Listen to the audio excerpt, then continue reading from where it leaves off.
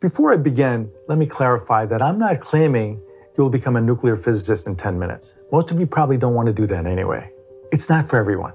But if you want to understand what I believe are the most important and essential concepts in nuclear physics, then stick around because I'm about to make you dangerously interesting at your next dinner party. And that's about to happen right now. Before we start, I want to acknowledge the inspiration for this video, which comes courtesy of today's sponsor, Magellan TV. It's where I saw a documentary called North Korea versus USA, a nuclear chicken game. It's a fascinating story of how the Kim dynasty of North Korea has been working on becoming a nuclear power for over 60 years, during which time the US has gone through 13 presidents with different policies, and how this proved to be a big advantage for North Korea. It got me thinking about nuclear physics in general. This is just one of thousands of high-quality documentaries on Magellan TV, the highest-rated documentary streaming app on Google Play, and they add more than 20 hours of new content weekly. Magellan has a special offer for Arvin Nash viewers. Right now, your first month is absolutely free. Just click the link in the description and start enjoying the highest-quality documentaries available, including free 4K videos and never any ads. And you'll be supporting our channel when you sign up, so I can't thank you enough for that. Now, back to the show. Atoms are made of a positively charged nucleus surrounded by negatively charged electrons. The nuclei of atoms are made up of protons and neutrons. These are called nucleons. Because all the protons have the same charge and like charges repel, force can be calculated using the classical Coulomb's law equation here. You can see that the force between charged particles is inversely proportional to the distance between them, r. Because positively charged protons are in such close proximity to each other in the nucleus, the electrostatic repulsive force between them is enormous. Two protons typically separated by the width of a neutron is on the order of 60 newtons, or 12 pounds. But what keeps them together against this tremendous repulsion is an even stronger force called the strong nuclear force, which is about 100 times stronger than electromagnetism. This force comes from one of the four fundamental forces in the universe, the strong force. But this force, unlike gravity and electromagnetism, operates at very small distances, only about the width of a proton. And it only operates within and between protons and neutrons. Electrons, photons, and neutrinos are not affected by it. You can think of the strong force like Velcro. When two objects carrying the strong force are very close, they stick to each other like glue. But if they're far apart, they are unaffected. This means that a nucleus can only grow so large. The reason is that the two opposing forces, electromagnetism and the strong force, operate differently. The strong force only acts at short distances, so a given proton or neutron's attractive effect diminishes rapidly as the nucleus grows larger. But since electromagnetism has an infinite range, its force accumulates as more and more protons are added together. So all the protons in a nucleus participate in repelling each other.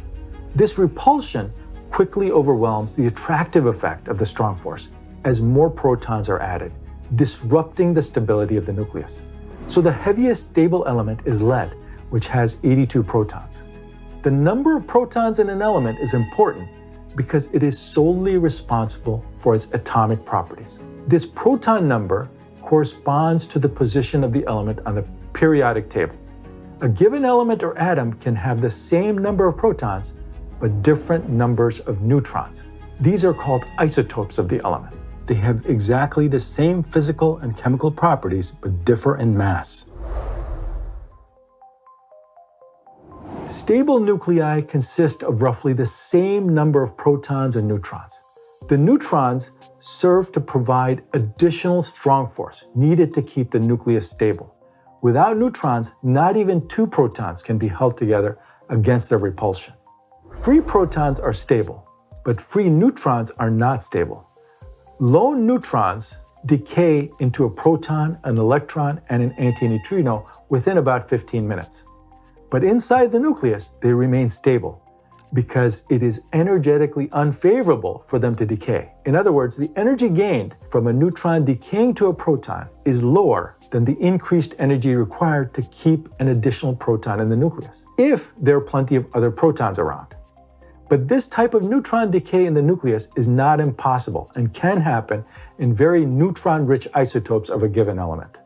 But a nucleus cannot have too few neutrons, or the nucleus will not be stable. It also cannot have too many neutrons because eventually the strong force can no longer keep them from decaying into a proton and forming a different element.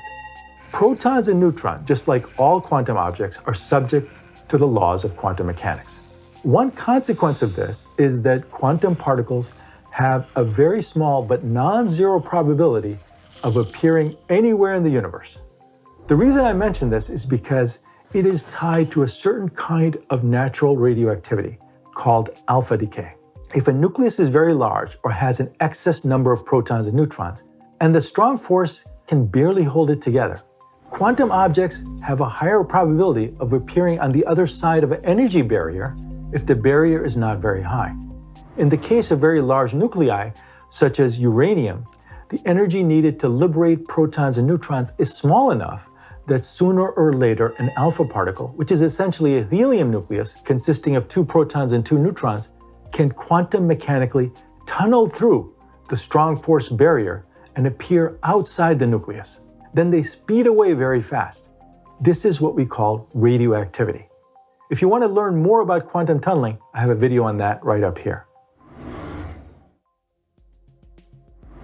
There are 3 forms of natural radioactivity: alpha, beta, and gamma decay.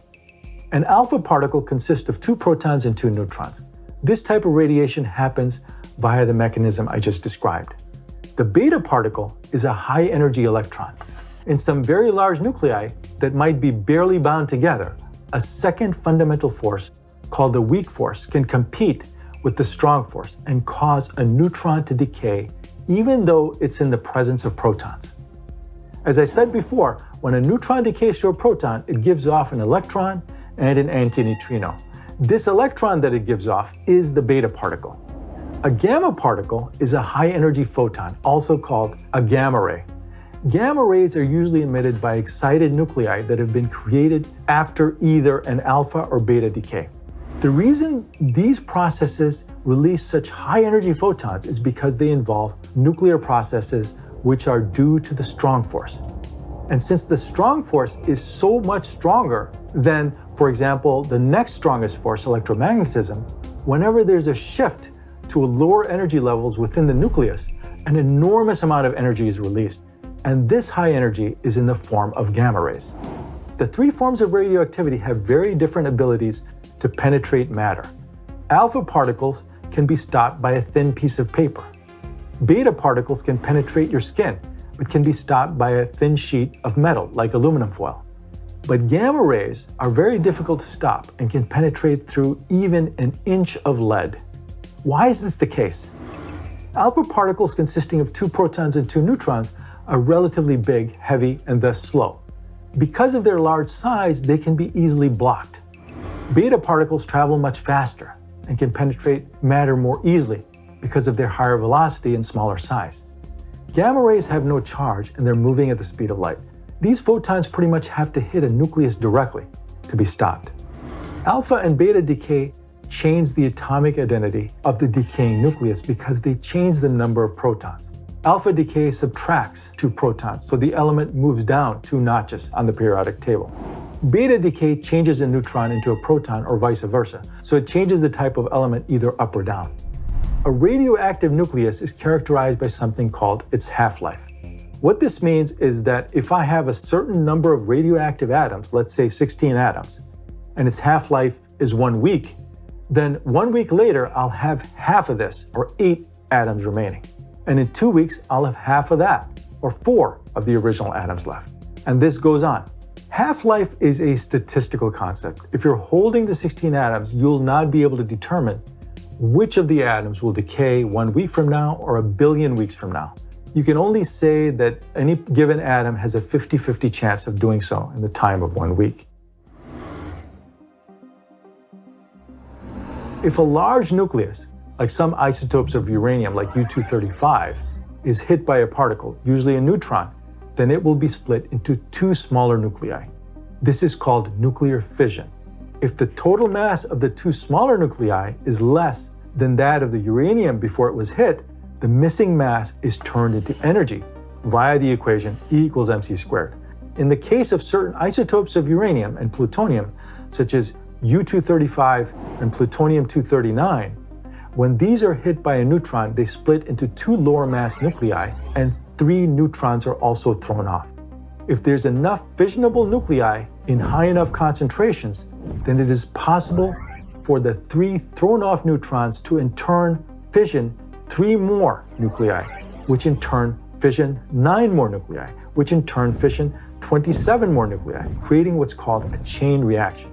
This is the mechanism behind the atomic bombs dropped on Hiroshima and Nagasaki during World War II. A kind of opposite of fission is fusion. This happens when 2 small nuclei, such as hydrogen, which consists of only a single proton, can be brought close enough together that they fuse into a single nucleus. Fusion is very difficult to achieve because the protons strongly repel each other. Only gases heated to millions of degrees Celsius have atoms moving fast enough so that they can approach each other close enough to achieve fusion. Quantum tunneling also plays a role here. A hydrogen bomb achieves very high levels of energy release by using the heat of a fission bomb to trigger hydrogen fusion. I have a video on how a hydrogen bomb works if you want to learn more about it. The sun is powered by hydrogen fusion, but its mechanism is quite different than that of a hydrogen bomb.